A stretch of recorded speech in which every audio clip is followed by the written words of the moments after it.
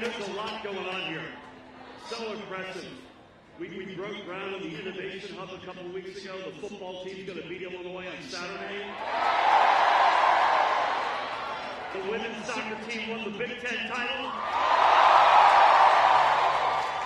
You had 2 graduations last week, now 1. Yet Snoop Dogg was in town. And we get to host, you and me, the one and only Senator Bernie Sanders. There is no other university like Rutgers. And by the way, there's no other state in America like New Jersey. But think back to the day I put my hand on the Bible. It feels like 5 lifetimes ago. As great as we are, we had underachieved. We had underperformed. We lagged. We let our people down. Think about that state that was here almost 4 years ago. We didn't make our pension plans. We couldn't raise the minimum wage. We refused to do a millionaire's tax. We couldn't legalize weed. We didn't pay our bills. We were anti-climate, anti-democracy. We had loose gun laws. Nobody could trust us. Families were moving out. Businesses were moving out. We were on the lists you don't want to be on. The weakest this, the lowest out. Well, I'm here to tell you those days are over. We have turned a page to a new era. And even in the midst of the overwhelming tragedy of this pandemic, it is sunrise in New Jersey. Think about it. Tax fairness for hundreds of thousands of middle-class families. Why? Because I signed a millionaire's tax. Minimum wage on the march to $15 for millions of workers in our state. Equal pay for equal work for millions of workers in our state. We, at long last, fund public education. College is more affordable. We expand pre-K unlike any other American state. We have more child care to help, especially our moms, especially our single moms. Health care is more affordable. Women's health is funded and protected.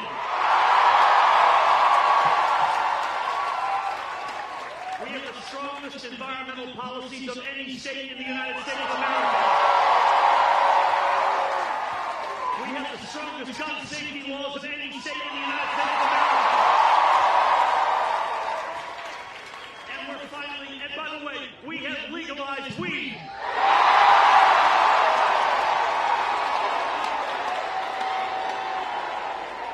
I wasn't sure if that was going to get a reaction. And now finally we're getting on the list that we want to be on. Number 1 state in America to raise a family. Number 1 state in America to live in. And it feels so good to say that. Number 1, Rutgers. Folks, we have come a long way, but our work is not done. We have to keep moving forward. We cannot go backward. The last thing we need right now is an extreme leader.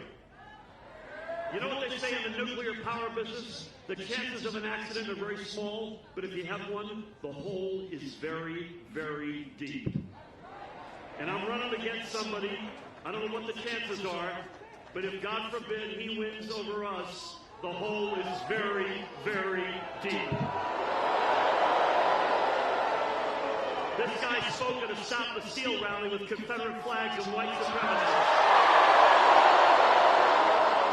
He voted against raising the minimum wage.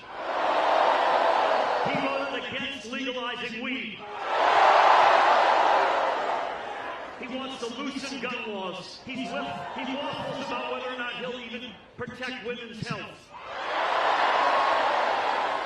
He puts his finger in the air and sees which way the political winds are blowing before he utters anything about vaccinations or masking. So folks, you get it, right? There's too much at stake, especially for your generation. This is all about you. This is all about you and your future. And and everybody in this state, especially as we celebrate our incredible diversity, the most diverse state in the United States of America. So folks, I need you.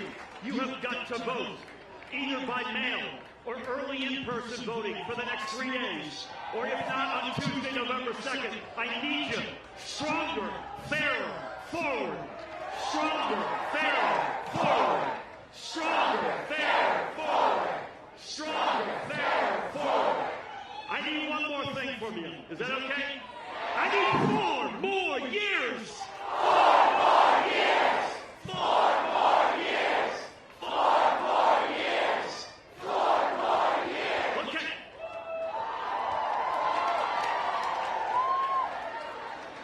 It is not often that you get to say that we are welcoming a political icon. But we are. Our special guest has been a mayor, a congressman, a multi-term senator. He's one of the most important chairs in the United States Senate. He's run for president more than once. And most importantly, he has been a voice, a clarion call, a voice for progressive policies in this country for decades, including for decades before so many of his calls became mainstream as they are today. New Jersey is proving that what he stands for and what he believes can work for the United States of America. And he is still in there fighting. He literally was down in Washington fighting, came up to be with us for this period. He's going. He knows how important this election is, guys. He's not here for the heck of it. He knows how important this election is for us. And he's got right back to Washington after this to continue his work, to connect the dots between all the good that we're doing in New Jersey, that we can promulgate that throughout the entire United States of America. So it gives me an incredible rush of honor to introduce to you a hero, an iconic American. Please help me welcome Brooklyn via the great state of Vermont, Senator Bernie Sanders.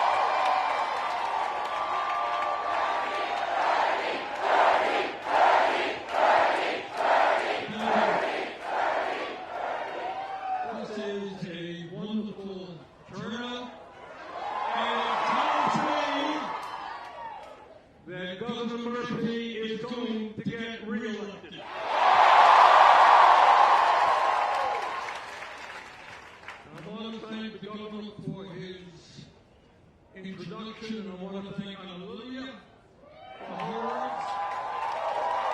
And Hallelujah, if you want your job back, it's there.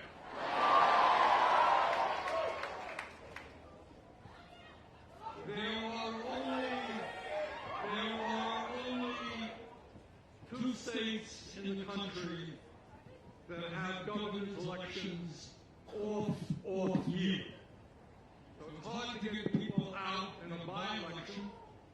It is very hard to get people out when you're only 1 or 2 states to vote in an odd year for government. So the turnout will not be high. And that means it is absolutely imperative that every person in this room comes out to vote. Get rid of your uncles, your aunts, your brothers.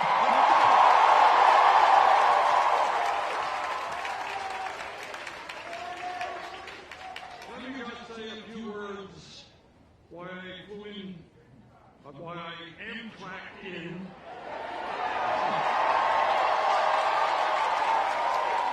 To be with the governor today. At a time in our country when millions of people are working for starvation wages, when half of our people are living paycheck to paycheck, Governor, congratulations for raising the minimum wage to a living wage. You did it here in New Jersey, and it's time we did it in Washington. Right now in America, we are the only major country on earth not to guarantee paid family and medical leave. We're the only country, and that means that there are women who are low income who give birth, and 1 week later they're forced to go back to work. And that means that moms and dads have to make a choice about whether they stay home with a sick kid or they lose their jobs. Governor, congratulations for passing all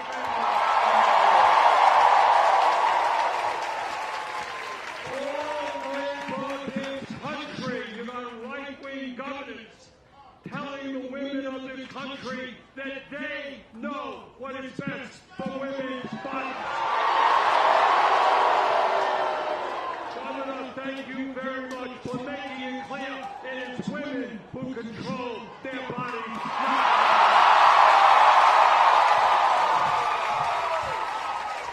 And thank you very much for understanding that people in New Jersey and America deserve equal pay for equal work. We live in a competitive global economy. We need the best educated workforce in the world. It is an outrage that millions of people who want a higher education cannot afford that higher education. It is a disgrace that millions of young people are leaving school 30, 50,000, graduate school, hundreds of thousands of dollars in debt. You should not have to mortgage your future to get a decent education. Governor, thank you for making higher education in New Jersey more affordable. And brothers and sisters, with your help, the day will come when we will make all public colleges and universities tuition free. And where we will forgive all student debt.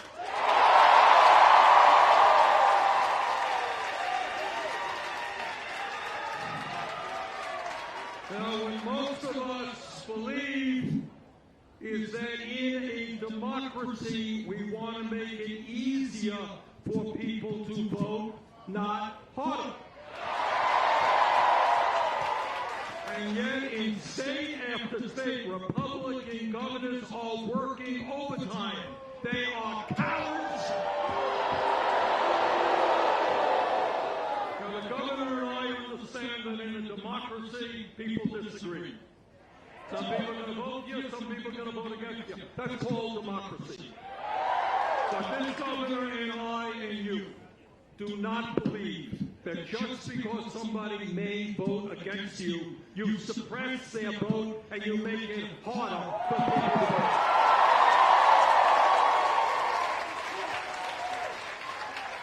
Governor Murphy is setting an example of saying that in a democracy, we make it easier for people to vote, not harder. In America today, we have more income and wealth inequality than we have had in 100 years. People on top doing phenomenally well, making hundreds and hundreds of billions of dollars during the pandemic, while low-income essential workers are dying because they are fulfilling their economic duties.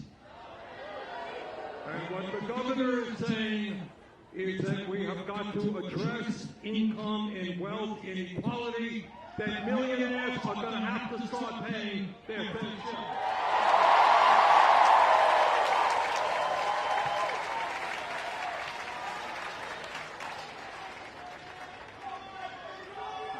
You know, I know, and the governor knows.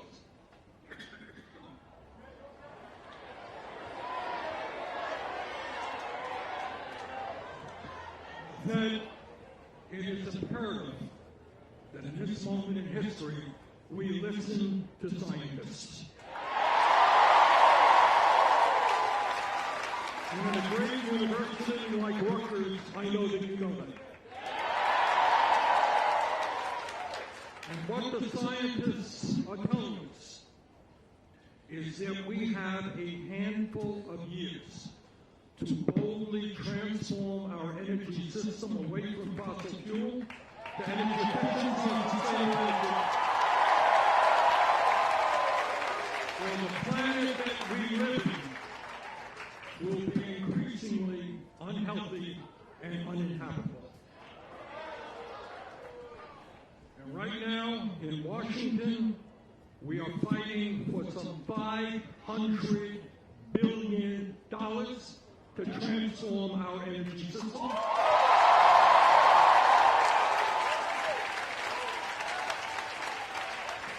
And I thank the government for making it clear that climate change is not just an international issue, which it is, not just a national issue, but states and local communities can play out.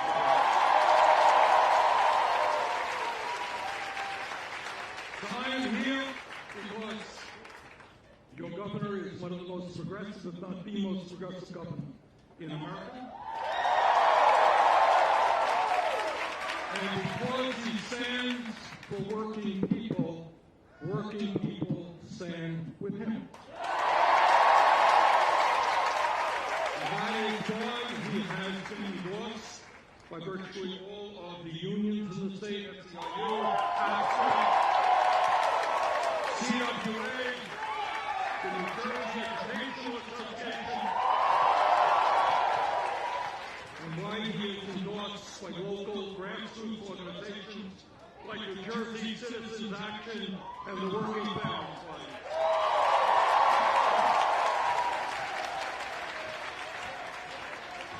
So I am here tonight for all of those reasons and more, because he's a progressive governor, because he stands with working families, because he's bringing people together, not dividing people up.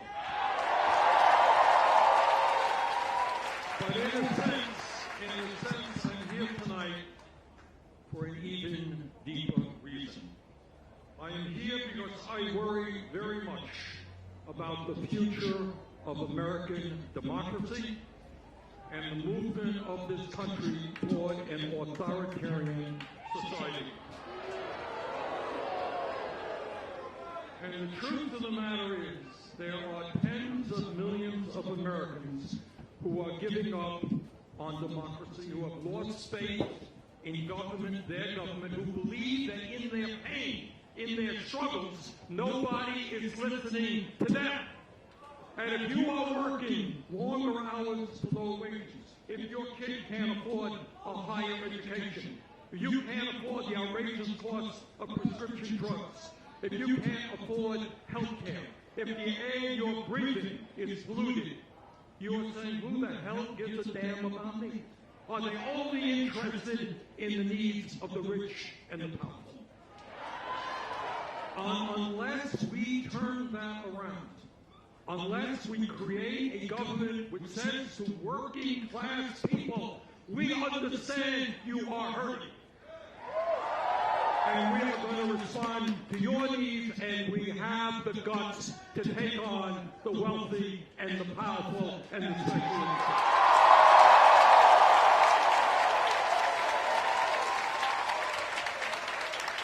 And that is the struggle of our time. And let me tell you, just having come in from Washington, let me tell you what is going on in Washington right now, if I might. We, the President And many of us in Congress are trying to pass the most consequential piece of legislation in the modern history of this country for working families.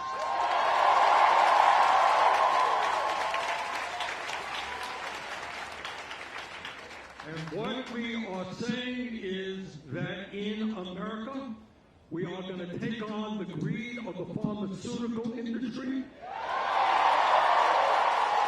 We're going to end the disgrace of Americans paying by far the highest prices in the world for prescription drugs.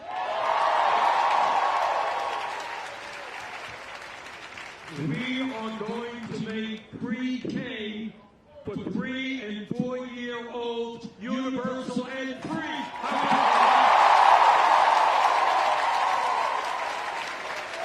We're going to end the absurdity of working class people paying 20 to 25% of their income for child care. No family in America should pay more than 7%.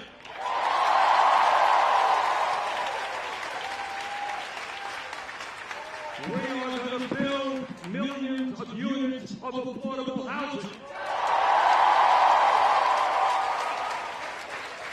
We're going to make sure that the elderly and the disabled who want to stay in their own homes rather than go to nursing homes be able to do so, and the people who care for them earn a living wage. We're going to expand Medicare to provide dental care, hearing aids, and eyeglasses. But no senior in New Jersey or Vermont should have rotten teeth in their mouths.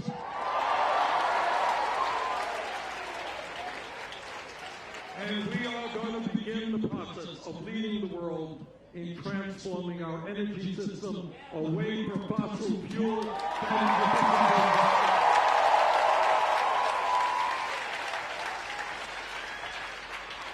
Now, when we do all of that, we do two things. Number one, we improve very significantly the lives of working class people, of lower income people, of the elderly, the children, the sick, and the poor. And that is enormously important. But we do something else that is even more important. And that is to begin to restore the faith of the American people that their government can work for them and not just for them.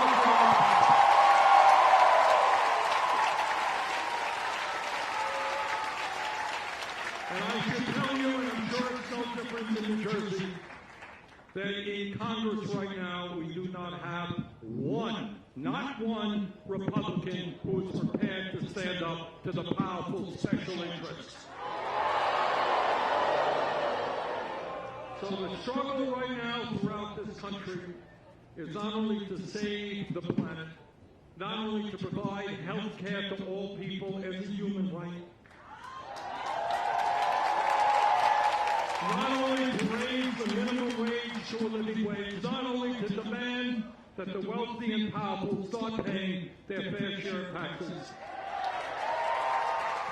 The challenge is even deeper than that, and it's a challenge that must be met at the local level, the state level, and the federal level.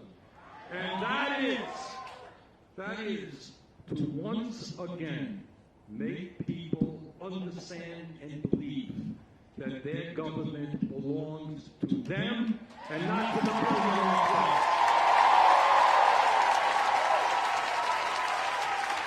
Now, everything I am saying is relevant to everybody.